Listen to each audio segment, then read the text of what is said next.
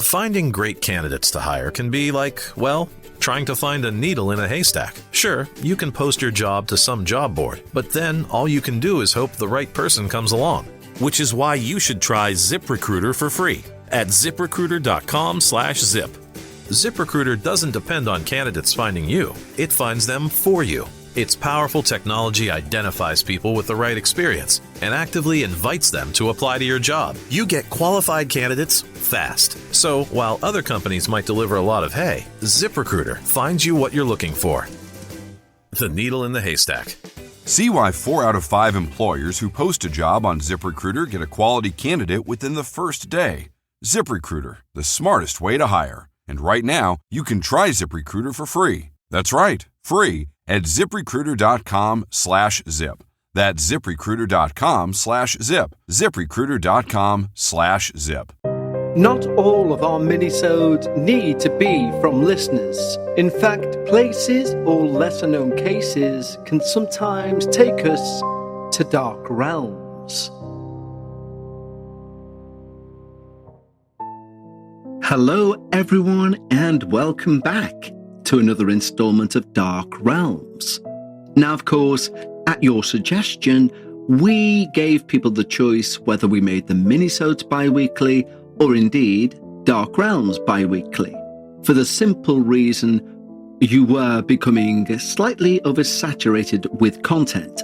And I know, as a consumer of podcasts, if I feel too far behind in one of them, I'm going to walk away. There's too much to catch up with. Hence the reason to shorten 2 things from season 24 onwards. 1 being the number of episodes you receive, and 2, the number of adverts before the main episode of the Dark Paranormal. And yes, anyone listening to seasons prior to the newest season will still hear the same amount of old adverts that were there. And that too will happen to season 24 when season 25 arrives. Because it's to us in the past tense, and to, of course, ad revenue, living in the real world and not trying to pull the wool over anyone's eyes, it helps to sustain the show. So once a new season starts, we give it the shorter advert sequence at the start, so for the full season you can get right to the story. You'll have noted in our last episode, all of our shout-outs were placed at the end of the episode, for the same reason. And that's something we're going to do going forward. Because if you guys wanted to be patrons, you would be patrons. That information at the start may as well be served at the end, because the information's still there for you to get, if you wish, and you're into the story much, much quicker. Of course, that information only stands for the Dark Paranormal main episode, so I'll tell you right now, if you wish to become a patron, and believe me, I would if I was not the host, the information's in the show notes, as is the information to submit your own experience. The only thing I ask of any listener, and simply because it's free, it's quick, and you can do it right now within 5 seconds, is subscribe to the show.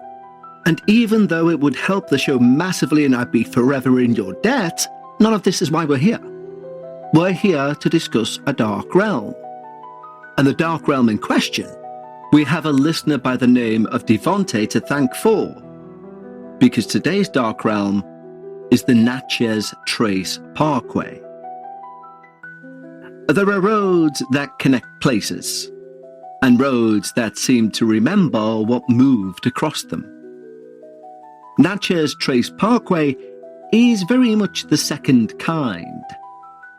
For modern travellers, it links Nashville and Natchez, briefly crossing Alabama. But that paved road is only the latest surface on top of something far, far older. Far older and far more eerie than your average traveller may realise. The National Park Service describes it as a 444-mile route following a corridor used for roughly 10,000 years by the native peoples. Later by Kaintucks, settlers, slave traders, soldiers, and future presidents.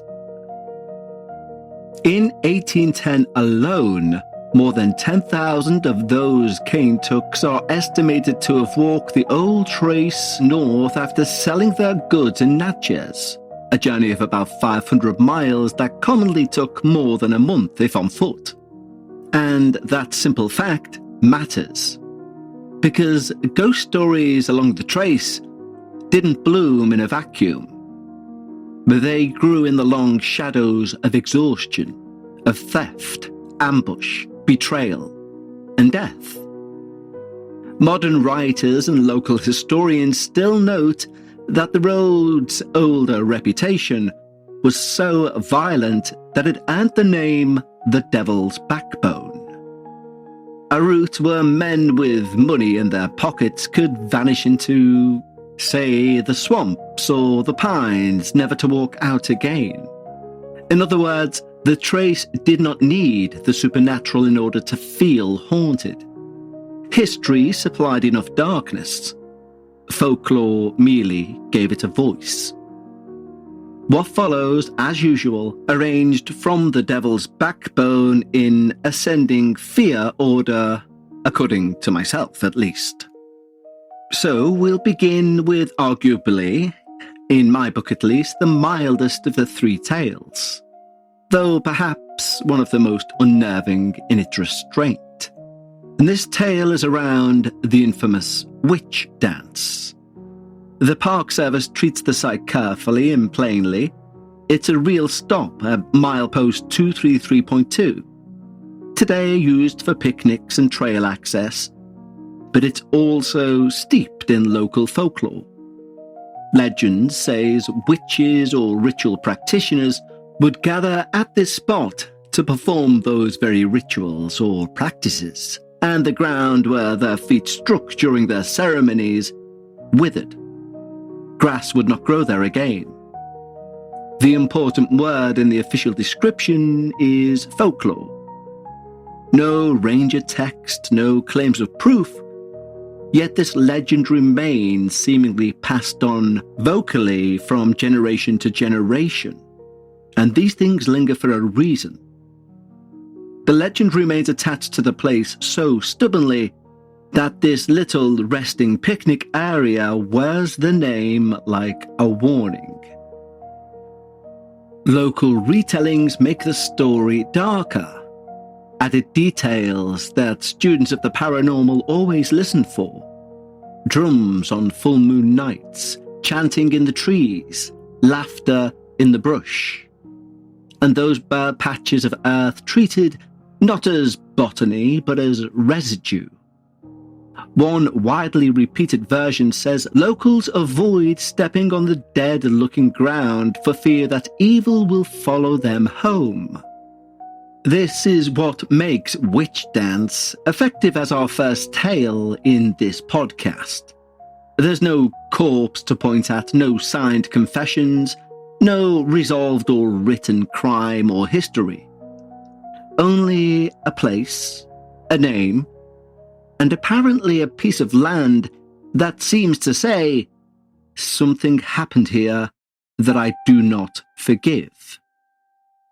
Even modern accounts, though wholly unverified, fall into the old pattern of interruption. One contemporary online recollection from a driver passing the site after dark sees the witness saying that just after discussing the law, a loud bang came from the back of their car, as if someone had slapped their boot hard whilst they were still moving at speed. Now that's not proof, it's an anecdote, and it should be treated as an anecdote. But in the paranormal world of this particular area, the value of these stories only further strengthen the reputation of this very place. Intrusion, trespass, the sense of having said the wrong name in the wrong place.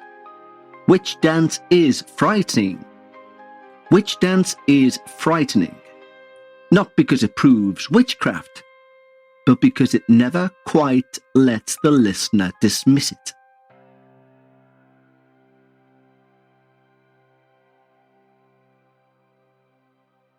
For our second tale, it belongs to Joseph Thomas Hare, and here the road grows much bloodier.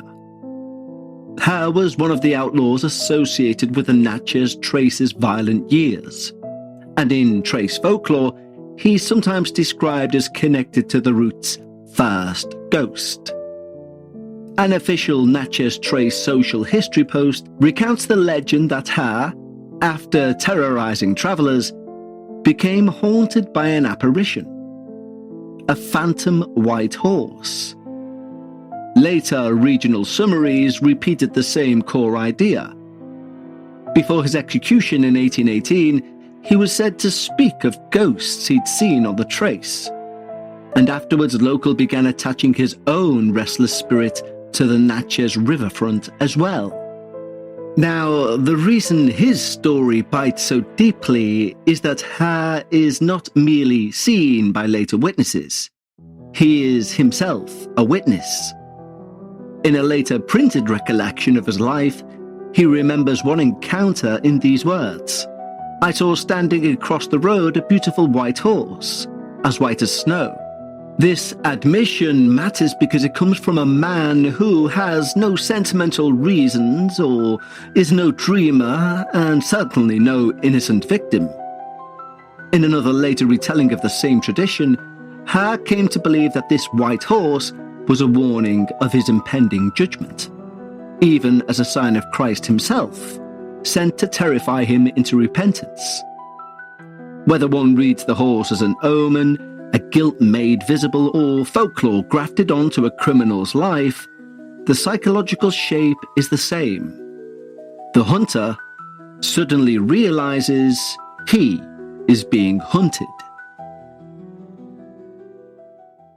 Okay guys, I need to talk to you about money. Why? Well, it's high on my agenda at the moment as I'm looking to move not just house, but country. So I have a money goal that I'm really striving to achieve. And let's just say, to say I've got some way to go is an understatement. But I'm trying not to fixate on where my money is now, because so many people are focused on where their money is today. Acorns is the financial wellness app that cares about where your money's going tomorrow. And something I think is wonderful that Acorns have is the Acorns Potential screen, so you can find out what your money is capable of. You guys know I've worked with Acorns for a while, and the reason I love working with them is because they take away the scare factor from investing. But in reality, investment and investing should mean the same for one person as it does for the next. Acorns is a smart way to give your money a chance to grow. It's easy. You can sign up in minutes and start automatically investing your spare money, even if all you've got spare change. Acorns is an all-in-one. No more finance apps cluttering up your phone. With Acorns, you can invest, save, and give your money a chance to grow in one trusted place. Sign up now and Acorns will boost your new account with a $5 bonus investment. Join the over 14 million all-time customers who've already saved and invested over $27 billion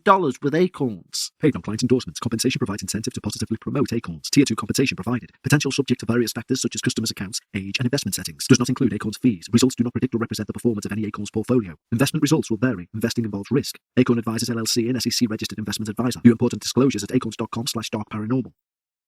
Today's episode is sponsored by BetterHelp.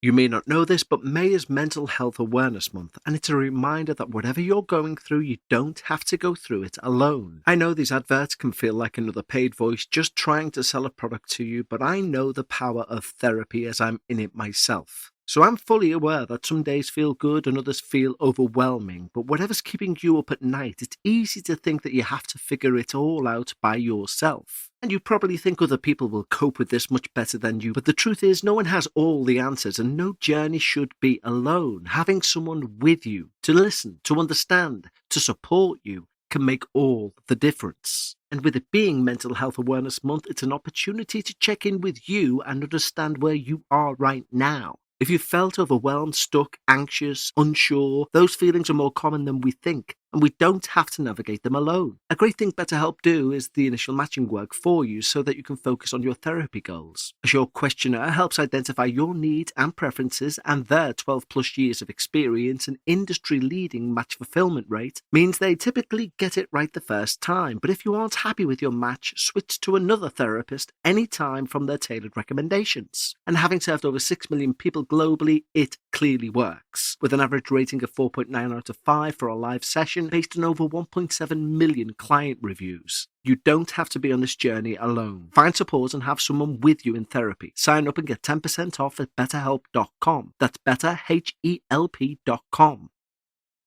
For building to our final tale, the strongest historical fit is the King's Tavern. But that building makes the most sense only when seen beside the old river quarter of Natchez Under-the-Hill historic district. 19th century Natchez was, as one local history site puts it, a city with a split personality, a proper town on the bluff, an improper town. Under-the-Hill was one of the rowdiest ports on the Mississippi. Taverns, gambling halls, brothels line the streets. Enslaved people were also sold there as well as elsewhere in Natchez. One traveller around 1820 called it the most licentious spot on the Mississippi River. Then the modern world began to hollow the place out. Rail traffic moved the commerce. The bridge built across the Mississippi in 1940 helped turn the quarter into a ghost town. By 1974, it was still remembered for squatters and chickens in the street. By the mid-70s, restoration and tourism had revived it. And today the district is a riverfront zone of restaurant, bars, shops, and live entertainment, rather than vice dens and dueling rooms. Mississippi's official property file is cautious about the date of construction of the tavern, but they date it somewhere between 1795 and 1800. There's documented evidence that it was standing by 1805. What is solid is that the earliest property record for the present site reaches back to Spanish records in 1794, that Richard King acquired the lot in 1798, and that he was licensed to operate a public house there in 1799. We do know in the early 19th century it was a functioning tavern and stopping place for men returning up the trace. By the 1820s it became a private residence. In 1974 it was restored for commercial use, and by April 2026 it was once more being marketed as a historic property for sale. And at the time of recording, for the short sum of $440,000, this tavern could be yours. The mix of lives this building has built is enough to blur your eyes. But for now, and our final story, we're going to take a step into the King's Tavern. At the centre of the tavern legend stands Richard King's alleged mistress, usually called Madeline. In the best-known version, she was a tavern worker involved with King. King's wife discovered the affair and killed her. The National Trust preserves the broad shape of that story when making it clear it belongs to tradition, not proven court record. And that matters as usual with these dark realms, we're no longer on the firm road of deeds, licenses, and documentation. We're in the flickier beyond realm. Yet the tale clings because it may have been true. It seems to have been true. It binds together sex, jealousy, frontier secrecy, and a house with enough age to hide, well, almost anything. The legend became blacker in the 20th century. Retellings say that renovation work in the 1930s uncovered 3 bodies and a jeweled dagger hidden near or behind the grey fireplace. Accounts differ on the exact location, which is precisely the sort of discrepancy that haunts serious researchers and nourishes our ghost stories. Some versions identify the female remains as Madeline. Some refuse to guess. Either way, the discovery hardened rumour into something tactile. There is a difference between saying a woman may have been murdered and saying workmen opened old masonry and found death waiting within. From that point onward, the tavern's haunting was no longer only romantic, it was entombed in fact. You hear me often go on about validators, and when hearing and reading some of the accounts of the modern-day hauntings of this tavern, there are plenty of validators there. The reason I say validators is because they are domestic. They're not thunderbolts, they're not some grand apparitions in the moonlight. They're a baby crying in an empty room, strange faces appearing in windows and mirrors, sensations of being pushed, hair being tugged. One diner, trying to laugh it off, wrote after a meal there, "Either there's some crazy carbonation in this drink or this place is genuinely haunted." That would be a light line anywhere else. Here, it lands badly. Or, for our case, perfectly.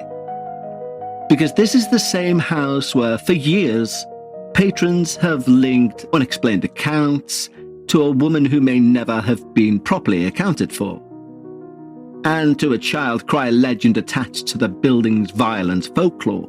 A haunting becomes far worse when it can move from melodrama to absurdity and back again in a single heartbeat. And that is why I would end on King's Tavern. Witch Dance offered us dread without a body. Hare offers the criminal mind attacked by an omen. The tavern gives us the full thing.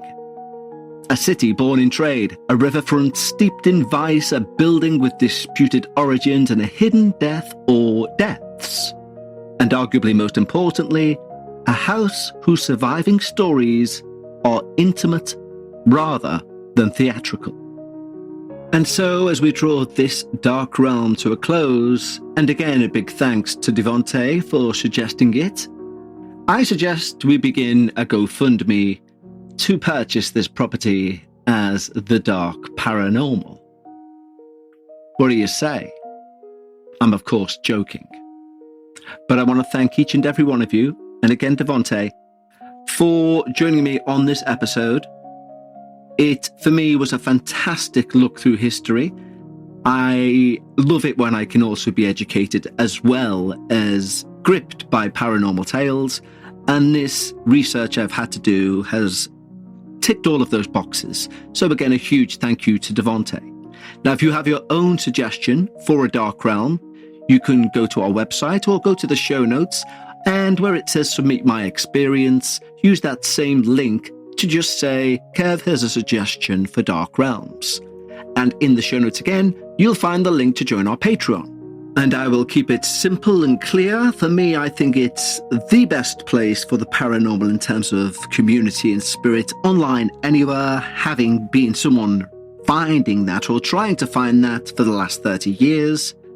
Plus, aside from becoming a member of that community, if you come in at one of the 3 levels, if you come in at the first level, you get ad-free access. Second level, you gain early ad-free access. That's both with series finales and debuts. And at the third level, you gain all of that, plus 2 additional at least 30-minute shows each and every week of the year, even on the downtime between seasons. One is Dark Bites, which you've heard about, and a back catalogue of over 200 hours of Dark Bites shows, which are Patreon-only stories that have been told direct to them that are too short to fit anywhere else. The other is a new show, After Dark, where I stare at a camera for 30 minutes unedited and give my genuine thoughts on what we've discussed in the week prior. So again, to join that if you wish, the link is in the show notes. But a huge thank you to you all for joining me on this fantastic, for me, look down America's deepest, darkest history. So thanks again to Devonte, thank you to you all, and I'll speak to you again shortly. But for now, stay safe and goodbye.